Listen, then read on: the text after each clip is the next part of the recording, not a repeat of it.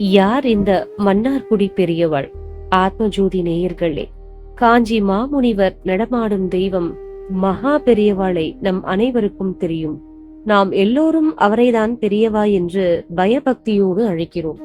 ஆனால் நம் மகா பெரியவாளுக்கே பெரியவாள் என்று மதிக்கத்தக்க ஒரு உன்னத மனிதர் நம் தமிழ்நாட்டில் வாழ்ந்தார் என்பது உங்களுக்கு தெரியுமோ?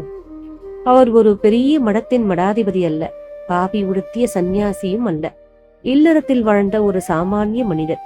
ஆனால் அவரை இந்த உலகமே பெரியவா என்று அழைத்தது.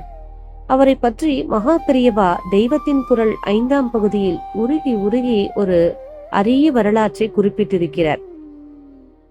இன்றைக்கு அமெரிக்கா, லண்டன், சிங்கப்பூர் என உலக நாடுகளெல்லாம் நமது சனாதன தர்மமும் தமிழ்நாட்டின் பாண்டித்யமும் பேசப்படுகிறது என்றால் அதற்கு அன்றே அஸ்திவாரம் அமைத்த அந்த மன்னார்குடி பெரியவாள் யார்?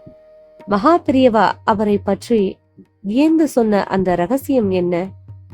இதுவரை யூடியூபில் யாரும் ஆழமாக பேசாத அந்த தெய்வீக பதிவிற்குள் வாருங்கள் செல்வோம். மகா பெரியவா சொல்கிறார், என் மாதிரி ஒரு மடாதிபதியாக இருப்பவருக்கு பெரியவர் பட்டம் கிடைப்பதில் விசேஷம் இல்லை. சுயமான யோக்கியதை இல்லாவிட்டாலும் கூட அந்த பீடத்தின் ஸ்தானத்தினாலேயே எங்களுக்கு பெரியவர் பட்டம் கிடைத்துவிடும். ஆனால் நான் சொல்லும் அந்த பெரியவர் எந்த பீடத்தையும் சார்ந்தவர் அல்ல. அவர்தான் மன்னார்குடி பெரியவாள்.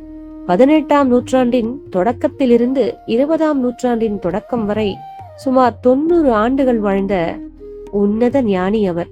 மகா பண்டிதரான அப்பைய தீட்சிதரின் வம்சத்தில் வந்தவர். அவருடைய இயற்பெயர் தியாகராஜர். வீட்டில் அவரை ராஜு என்று அழைத்ததால் ராஜு சாஸ்திரிகள் என்றும் அவருக்கு பெயருண்டு. அவர் மகா பண்டிதர் மட்டுமல்ல, சிறந்த சிவபக்தர். பரம ஆச்சார அனுஷ்டானங்களை கடைபிடித்தவர்.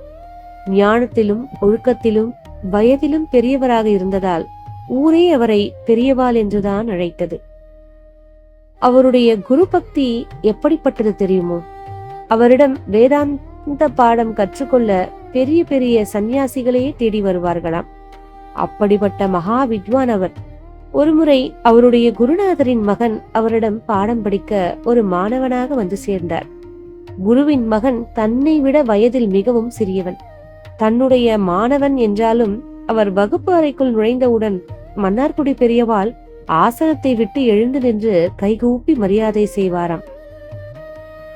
அவர் என் குருவின் புத்திரன், அவருக்கு நான் மரியாதை செய்ய வேண்டும் என்பாராம். அத்தனை அடக்கம் அவரிடம் இருந்தது. ஆங்கிலேயர் ஆட்சி காலத்தில் லண்டன் வரை இவரது பாண்டித்யமும் புகழும் எட்டியது.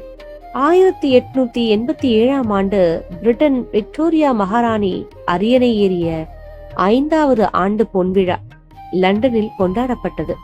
அப்போது இந்தியாவின் பாரம்பரியம் மிக்க பண்டிதர்களை கௌரவிக்கும் வகையில் ஆங்கிலேய அரசு முடிவு செய்தது. அதன்படி இந்தியாவிலேயே மிக உயரிய பண்டிதர்களுக்கு வழங்கப்படும் மகோமகாவத்ய என்ற பட்டத்தை முதலாக உருவாக்கினார்கள்.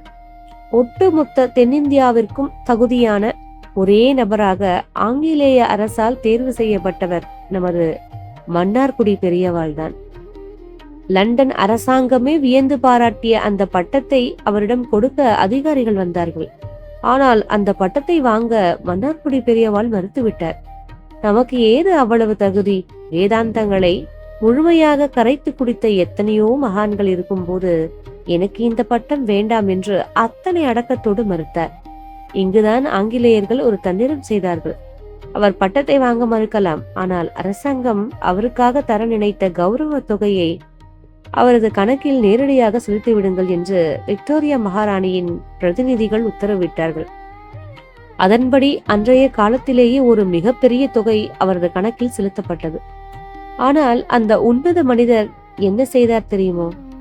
அரசாங்கம் கொடுத்த பணம் அரசாங்கத்திற்கே செல்லட்டும் என்று தனக்கு வந்த அந்த அத்தனை தொகையையும் அப்படியே மன்னார்குடியை நகராட்சியிடம் ஒப்படைத்து, இந்த காசை கொண்டு ஏழை எளிய மக்கள் பயன்பெறும் வகையில் நல்வழி சாலைகளையும் நீர்நிலைகளையும் உருவாக்குங்கள் என்று பொது சேவை கொடுத்து விட்டார். தன் சொந்த தேவைக்கு ஒரு பைசா கூட அவர் பயன்படுத்தவில்லை. உலகமே தேடி வந்த புகழையும் பொருளையும் வெறும் துரும்பாக நினைத்து உதறிய அந்த ஞானத்தை நினைத்து ஆங்கிலேய அதிகாரிகளே மிரண்டு போனார்கள். மகா பெரியவா தெய்வத்தின் குரலில் மன்னார்குடி பெரியவாளை பற்றி உருகி சொன்னதற்கு இன்னும் ஒரு மிக முக்கிய காரணம் இருக்கிறது.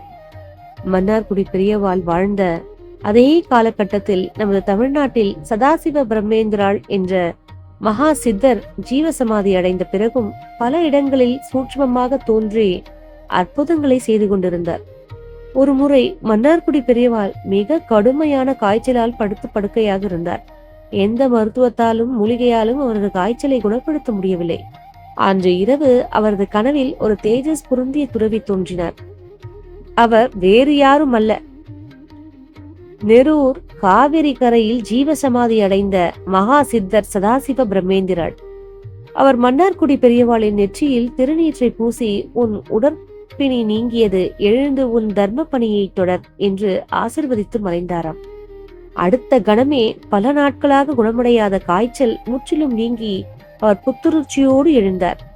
இந்த சம்பவத்தை மகா பெரியவா விவரிக்கும் போது, சித்த புருஷர்கள் சந்நியாசிகளுக்கு மட்டுமே அருள் செய்வார்கள் என்றில்லை, இல்லறத்தில் இருந்தாலும் ஒழுக்கத்திலும் தர்மத்திலும் தவறாமல் வாழும் மன்னார்குடி பெரியவாள் போன்ற உன்னத ஆன்மாக்களுக்கு தேடி வந்து அருள் செய்வார்கள் என்பதற்கு இதுவே சாட்சி என்று சிலிர்த்து போய் குறிப்பிடுகிறார். மன்னார்குடி பெரியவாள் எப்படிப்பட்ட ஒரு ஆன்மீக வாழ்வியலை கடைபிடித்தார் தெரியுமா? தினமும் காலை 4 மணிக்கெல்லாம் எழுந்து விடுவார்.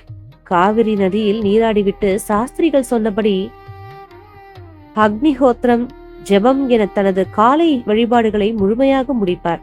அதன் பிறகு தன்னிடம் பாடம் கற்க வரும் ஏழை மாணவர்களுக்கு தன் சொந்த செலவிலேயே உணவளித்து தங்குவதற்கும் இடம் கொடுத்து ஒரு பைசா கூட வாங்காமல் இலவசமாக வித்தையை கற்றுக் கொடுத்தார். வித்தையை விற்பது மகா பாவம் என்பதில் அவர் உறுதியாக இருந்தார். பேராசை என்பது ஆன்மீக பாதையின் முதல் எதிரி என்று கூறி தனவந்தர்கள் கொடுத்த பொன்னையும் பொருளையும் மறுத்து தூய்மையாக வாழ்ந்தார். இன்றைய காலகட்டத்தில் ஒரு சிறிய விஷயத்தை சாதித்து விட்டாலே தலைகணத்தில் ஆடுபவர்கள் மத்தியில் உலகமே போற்றிய பாண்டித்யம் இருந்தும், லண்டன் அரசாங்கமே தேடி வந்து பணம் கொடுத்தும் அதை தலைக்கு ஏற்றிக்கொள்ளாமல் வாழ்ந்த மன்னார்குடி பெரியவாளின் வாழ்க்கை நமக்கெல்லாம் ஒரு பாடம். பணமும் புகழும் தேடி வரும்போது எவன் ஒருவன் அடக்கத்தோடு இருக்கிறானோ அவனைதான் தெய்வம் கைதூக்கி விடுகிறது என்பதை மகா பெரியவா இதன் மூலம் நமக்கு உணர்த்துகிறார். விக்டோரியா மகாராணி கொடுத்த பட்டத்தையும் பணத்தையும் நிராகரித்து சதாசிவ பிரம்மேந்திரரின் அருளை பெற்ற அந்த மன்னார்குடி பெரியவாளின் சரித்திரம் இன்று உலக நாடுகளில் வாழும் நமது தமிழ் சொந்தங்கள் ஒவ்வொருவரும் தெரிந்து கொள்ள வேண்டிய உன்னத வரலாறு. இந்த அரிய ஆன்மீக பதிவை உங்களது நண்பர்களுக்கும் ஷேர் செய்யுங்கள். ஜெய ஜெய சங்கர, அரஹர சங்கர.